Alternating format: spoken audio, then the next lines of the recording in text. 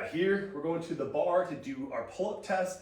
So see Kelly's up on a box, that's totally fine. She could either ask me to take the box away, it's probably the best option, so you don't have any tendency to kick the box. Basically throw off your pull-up or cheat in a little bit of a way. Or if you have a pull-up bar that's too close to the wall, some people will start swaying and they'll like kick into the wall, or just something that feels right to you. We generally want, unless we tell you otherwise, to test with a more neutral bar or a chin up. That's okay too, as long as it's standardized for the person. But overall, the base standard, and maybe we'll have you do them a couple different, like facing in and facing out a little bit too, so we can see that. But our standard here is starting from a dead. Can you show them full extension? Not on the bar, even just overhead is fine. Full extension. There's our extended position. If we turn it around a little bit too, that's our bottom position. We want that, and we want to see her dead hanging. So let's turn around, and then at the top, we'll talk about that here in a second too. We're going to go over the bar to the neck. So dead hang. Go ahead and do a rep. If she can touch her chest, obviously that's a great rep. She can go as fast as she wants down, but then at the bottom, we want to see this dead hang. Go up again if you can, and then do a bad rep where you're swaying and then pop up or kip up a little bit more. Yeah, if the knees go over the waist, that's a no rep. If we're kipping, it's very hard if we're used to doing a lot of kipping reps, but we want to see that dead hang. If you can go do another good rep up and down, like so 2 reps total. Okay.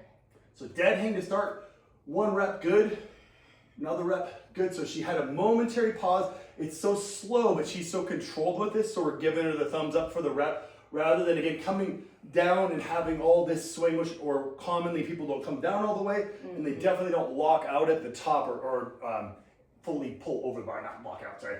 But we want to see that chin line, so you can see it harder to see with the beard on there too. The full line of the chin, not just here. We want to see that whole jawline. If you turn a little bit more to the side, we need to see all of this over the bar. So not just like touching your chin to the bar. We want to see this all the way over.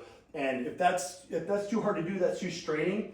That may just be a no rep or not appropriate to test it yet. We need to work on some other mobility, range of motion stuff. And with that point too, you can go thumbs over like that, more of a tactical pull up, like we're pulling up over a wall, or we can go thumbs under. There's a little bit of advantages to either one. My preference would be the true tactical pull up. Not a big deal. Again, we want to be on a normal pull up bar. This is about a standard thickness bar.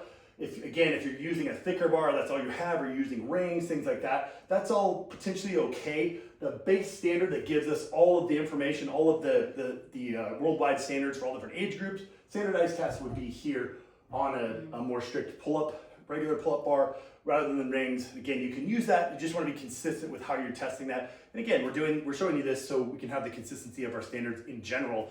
Otherwise, if we don't have standards, it can just be all over the place, mishmash, and we're not even sure if you really made progress or not if we don't have the standardized test. So there you have it. There's our pull-up standard for our testing and for training as well.